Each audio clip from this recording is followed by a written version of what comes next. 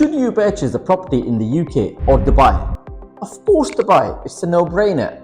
Let's discuss the cost of purchasing and the potential return of an off-plan property investment in Dubai and in the UK. Stamp duty.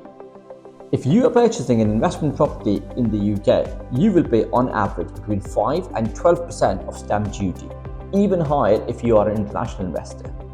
Whereas in Dubai, it's flat 4%. And guess what? Developers also offer DLD, which is the equivalent of stamp duty in the UK, DLD waiver of 4% from time to time. Solicitors and legal costs.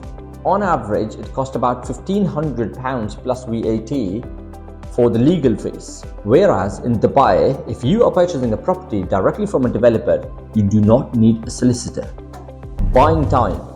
Minimum 28 days in the UK, 1 day in Dubai. Rental yield.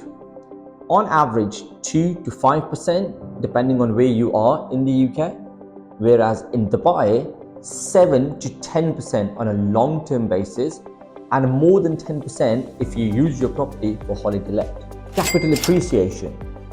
In 2024, on average, the property grew by 2.4% in the UK compared to 20% plus here in Dubai. Now I get that it won't be the same forever. However, I believe in the next few years, Dubai property will grow more in value compared to the property in the UK. Taxes. Depending on your other income, you might end up paying between 20 and 45% tax in the UK.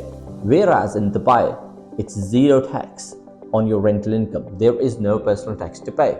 In addition, the city has a vision to become the best city in the world by 2040. We are already number 3.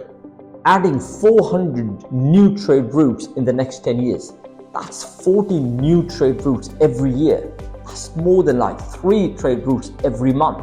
Population is set to grow from current 3.6 million to 7.8 million people by 2040. That's doubling the population.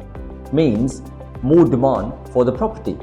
67,222 new companies were set up in Dubai last year, which means it has a stable and growing economy and no personal tax to pay. If you make £100,000, you keep that £100,000 in your bank.